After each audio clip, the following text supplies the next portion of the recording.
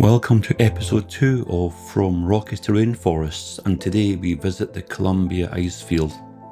We were very lucky on the drive up to the Icefields when we stopped off at the viewpoint at Bow Lake, and we were greeted by this view, which was just incredible.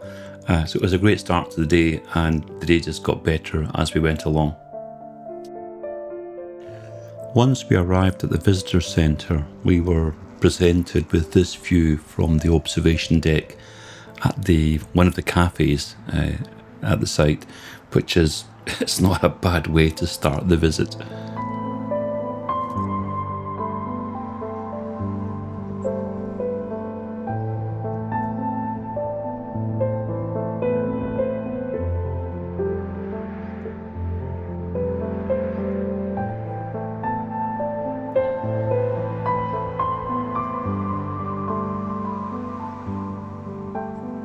The way the trips work is you get a coach transfer from the visitor centre up to a staging point where you get on the large trucks that actually take you onto the glacier itself.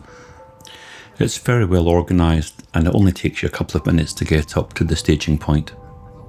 Well, welcome to the Athabasca Glacier, everybody. I know it sounds crazy to say that, but believe it or not, about a meter underneath all this rock there is the glacier herself.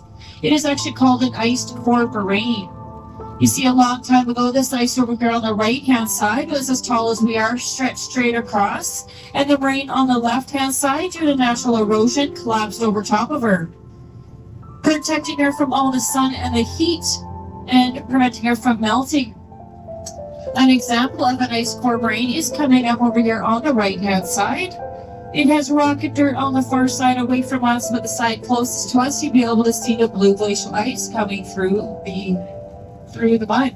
This was an interesting slope on the way to the glacier. Felt a lot steeper than 30 degrees.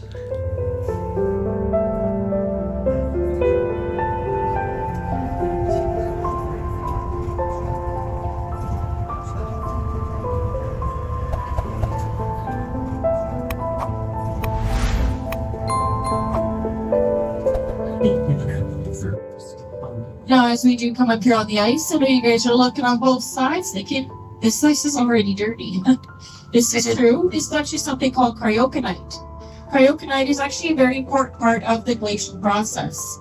If you were to actually dig a hole all the way down to the very bottom of the glacier, you will actually find layers of cryoconite throughout layers of glacial ice. So as we come up here up on the ice, I'd like to remind everybody to please stay inside the red boundary signs. The red boundary signs look like red lollipops.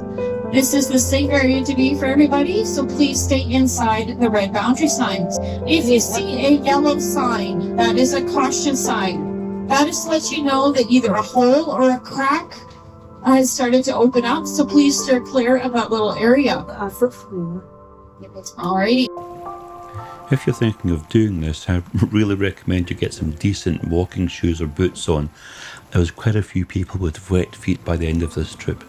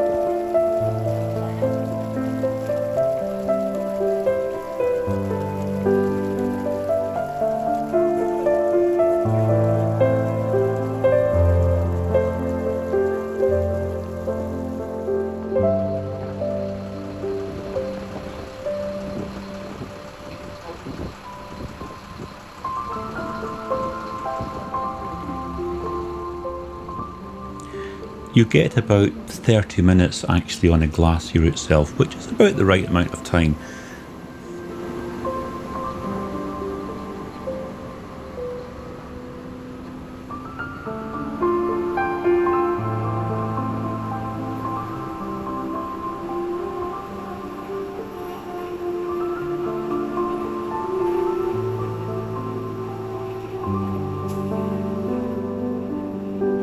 Coming in from the top of the screen, you'll see one of the Ice Odyssey trucks. We looked at actually taking one of these tours, but if I'm honest, I'm glad we didn't. You get a bit further up the glacier, and I think in terms of bang for your buck, the Ice Explorer big trucks were just right for us. Maybe we should buy a few of these trucks for the United Kingdom. That way, when we have our half-inch of snow that we occasionally get, people could still make it into work. The scary thing about this shot is that the driver told us that about turn of the century, the glacier actually reached all the way down to the visitor centre at the top of the shot.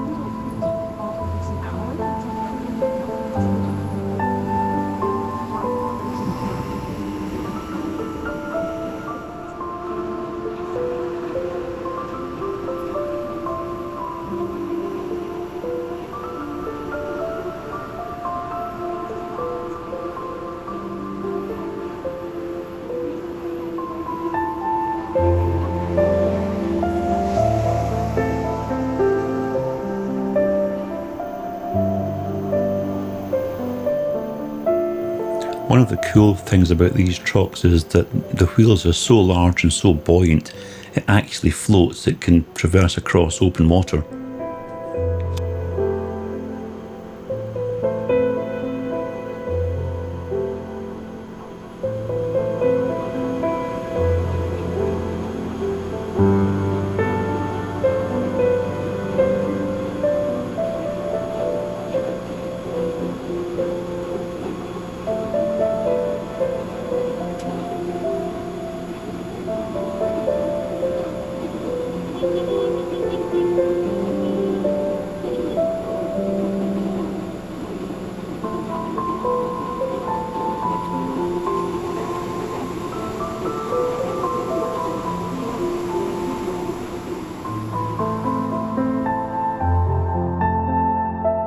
When you go and visit the Icefield, you've got an option of taking a coach tour down to see the Skywalk, which is about a 10-minute ride from the visitor centre. Views are just stunning.